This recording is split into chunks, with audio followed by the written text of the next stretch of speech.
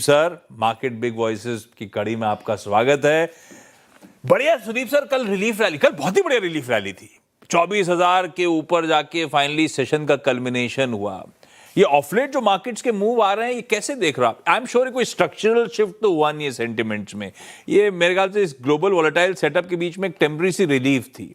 तो ऐसे में मार्केट्स पर आप जैसे दिग्गजों का व्यू बैठ क्या रहा है? क्या कर रहे हो आप लोग? कुछ कैश में बैठे हो या सारा डिप्लॉय कर डाला आपने? नहीं नहीं, बिल्कुल डिप्लॉय नहीं कर डाला है। कैश की तो बैठे ही है। और आशीष जी, आपको शायद याद होगा, मैं पिछले करीब 1-1.5 महीने से कह रहा हूं कि थोड़ा थोड़ा करके जो अच्छे स्टॉक्स है, जो आप हमेशा लेना चाहते थे, और अच्छा खासा करेक्शन हो गया इस वेस्ट एशिया कॉन्फ्लिक्ट के चलते, वहां पे थोड़ा थोड़ा करके अपना हिस्सेदारी बढ़ाइए। और मैं एक स्टॉक का आपको एग्जांपल दूंगा, लार्सन टुब्रो। ना, मुझे लार्सन टुब्रो 6 महीना पहले भी बहुत अच्छा लगता था और अभी भी बहुत अच्छा लगता है। अब बीच में हुआ क्या, वेस्ट एशिया कॉन्फ्लिक्ट, जहां के इनका लगभग 40% कॉन्ट्रैक्ट वेस्ट एशिया में है, इसके कारण जबरदस्त गिरावट यहाँ पे देखने को मिला। मुझे तो लगता है ये कॉन्फ्लिक्ट जरूर खत्म होगा और उसके बाद इनके बिजनेस वेस्ट एशिया में और भी बढ़े। तो ये एक बहुत ही बेहतरीन अपॉर्चुनिटी है थोड़ा थोड़ा करके एक्यूमुलेट करने का। थोड़ा थोड़ा इसीलिए कह रहा हूं कि जैसे आपको भी मालूम है कि ये जो वेस्ट एशिया वाला जो इशू है, ये खत्म नहीं हुआ है। हाँ, उम्मीद है कि कुछ ना कुछ सोल्यूशन बहुत जल्द निकल आएगा, पर अभी तक सोल्यूशन निकला नहीं। कल बहुत पॉजिटिव थे सब, आज सुबह थोड़ा बहुत उसमें क्वेश्चन मार्क्स आ रहे हैं। पता नहीं बहुत जल्दी कोई सोल्यूशन होगा या इसमें और भी टाइम लगेगा, पर ओवरऑल एक पॉजिटिव दिशा में हम लोग बढ़ रहे हैं। और इसको कह सकते हैं बिगिनिंग ऑफ द एंड, ये मैं कहूंगा। एंड नहीं कहूंगा, beginning of the end of the West Asia conflict, ये मैं जरूर कहूंगा। ज्यादा दूर नहीं है उस कॉन्फ्लिक्ट के खत्म होने से, अभी खत्म नहीं हुआ है, ऐसा कह लीजिए। ये सुदीप सर, मैं इधर उधर हिलता हूं तो मेरे पास तो वीडियो जर्नलिस्ट हैं, वो मेरे को मेरा कैमरा हिला लेते हैं मेरे साथ। ये आपके साथ कौन है? आपका कैमरा कैसे हिल रहा था? मेरा एक्चुअली ऑटो में सेट है, पता नहीं, मैं हिलता हूं तो ऑटोमेटिकली हिलता हूं। ये सही है। आप, क्योंकि वो मैंने ऑब्जर्व करा था, आप जब हिल रहे थे तो कैमरा भी मूव कर रहा था ब्यूटीफुली। खैर, अच्छा सुदीप सर, कैश हल्का हल्का डिप्लॉय करना, तो पहला पार्ट, आप इस समय फिर कितने कैश पे बैठे हो, कितना डिप्लॉय कर लिया आपने? दूसरा, आपने एलएनटी जैसे कुछ विकल्प मेंशन करे जो आपको पसंद आ रहे हैं, आगे चर्चा में लेकर आता हूं, बाकी आपकी प्रेफर्ड पिक्स कौन सी होंगी। लेकिन सारा सरदर्द भारतीय बाजारों का, इवन रुपए की कमजोरी का, मेरे ख्याल से एफआईआईज का जो आउटफ्लोज है वो है। और आज की कहानी नहीं है, पहले हम चलते नहीं थे, पूरा एशियन पीयर्स चलते थे तो हम अंडर परफॉर्म कर रहे थे। अब तो हम ऑफलेट गिरे भी हैं काफी अच्छा खासा। उसके बाद भी कई सारी रिपोर्ट्स हाईलाइट करती हैं अभी भी वैल्यूएशन का कंफर्ट इंडिया के फेवर में आता नहीं है। तो समीकरण बैठ कैसे रहे? फिर ये इवेंचुअली आएंगे कब? देखिए, ये कहानी तो बहुत लंबी है। अक्टूबर 24 से ये सिलसिला चालू हुआ था और अभी भी वो सिलसिला चल रहा है। और ये वेस्ट एशिया कॉन्फ्लिक्ट तो एक एडिशनल एंगल उस सिलसिले में जुड़ गया है। वैल्यूएशन इंडिया का डेफिनेटली बाकी जो एशियन पेयर्स है, आप ताइवान की बात करें, कोरिया की बात करें, चाइना की बात करें, सारे मार्केट से इंडिया का वैल्यूएशन थोड़ा रिच था। तो इसके कारण एफआईआई ने बेचना चालू किया।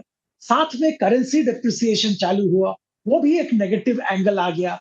एफआईआई के मन में हमारे यहाँ जो टैक्सेशन स्ट्रक्चर है, particularly long term capital gains, उसको लेके थोड़ा अनफेवरेबल मूड बना हुआ है। तो ये सारे अगर फैक्टर्स आप देखें तो एफआईआई का नजरिया अभी भी इंडिया की तरफ नहीं है। और ये समीकरण आप पूछ रहे हैं ना, समीकरण सिंपल है। आज अगर आप इंडिया में इन्वेस्ट करें तो हम लोग क्या एक्सपेक्ट कर रहे हैं? 10 से 12% ग्रोथ, जो जो अर्न कॉर्पोरेट अर्निंग्स का। अगर 10-12% ग्रोथ एक्सपेक्ट कर रहे हैं और उसमें देखिए 5-7% तो करेंसी डिप्रिसिएशन हो गया।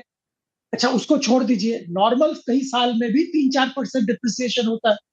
इसमें कैपिटल गेन्स टैक्स वगैरह अगर आप जोड़ लेंगे तो 2% लगभग ये सब वो तो, आ जाता है।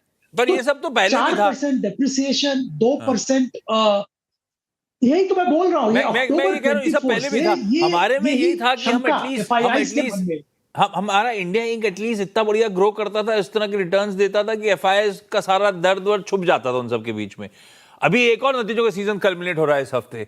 वो ग्रोथ तो अब तक लौटी नहीं है। और अब वेस्ट एशिया क्राइसिस के बीच में अगर कोई एक्सपेक्टेशंस थी कि FY27 में ग्रोथ बेहतर होगी, तो पहले 2 क्वार्टर तो वाइप आउट होने वाले हैं, Q1 Q2। तो ये ग्रोथ कब लौट रही होगी? आपका back of the envelope calculation क्या रहा है?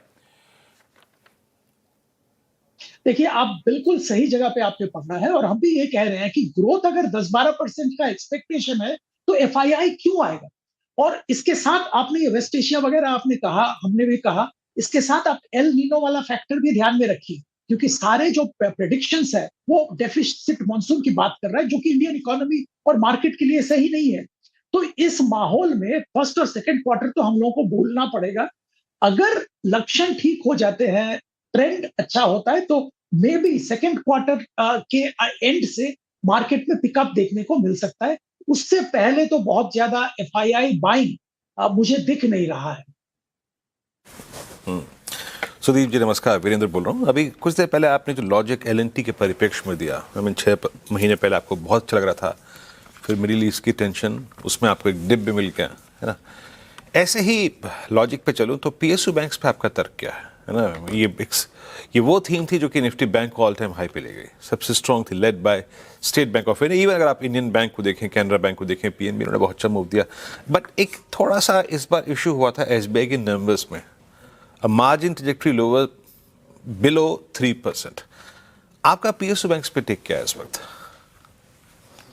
जी पॉजिटिव है, मीडियम टर्म में पॉजिटिव है, लॉन्ग टर्म में पॉजिटिव है, शॉर्ट टर्म में थोड़ा क्वेश्चन मार्क्स है, शॉर्ट टर्म में थोड़ी दिक्कतें हैं।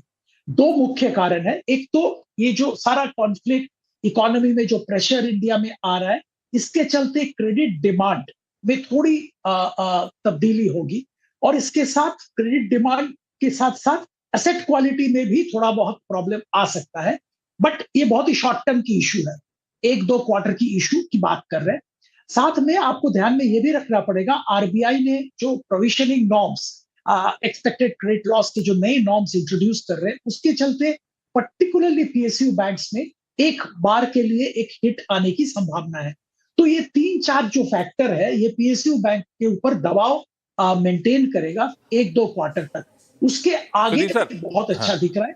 तो अगर आप लॉन्ग टर्म की सोच रहे हैं तो हाँ, एसबीआई जरूर थोड़ा थोड़ा करके लेना चाहिए। अच्छा, किसी भी वक्त भारत इकोनॉमिक संवाद की शुरुआत होने वाली है। सुदीप सर, एक एलएनटी का क्यू दिया जहां पे आप पैसा डिप्लॉय कर रहे हो, क्विकली आपके प्रिफर्ड फंडामेंटली स्ट्रॉन्ग आइडियाज जो आप निबल कर रहे हो, जहां पे आप अपना कैश डिप्लॉय कर रहे हो। एलआईसी मुझे बहुत अच्छा लगता है, और ये जो नतीजे भी आए हैं मुझे अच्छे लगे, और मुझे लगता है एक पिकअप का टाइम वापस आ गया है। और हम लोग तो यहाँ पे 1200 रुपया तक का टारगेट 1 साल के लिए देख रहे हैं, और यहाँ पे बिल्कुल खरीदारी की सलाह दे रहे हैं। पर सलाह वही रहेगी, थोड़ा थोड़ा करके लीजिए, हड़बड़ा के लेने की कोई जरूरत नहीं है। मार्केट वोलेटाइल है, करेक्शन कहीं भी आ सकता है, पर लेना चालू करिए जरूर। एलएनटी उधर था जो पसंद आ रहा था, और दूसरा दिग्गज है Life Insurance Corporation of India, जो सुदीप सर का preferred idea. Sudeep sir, thank you so much जुड़ने के लिए। Quickly market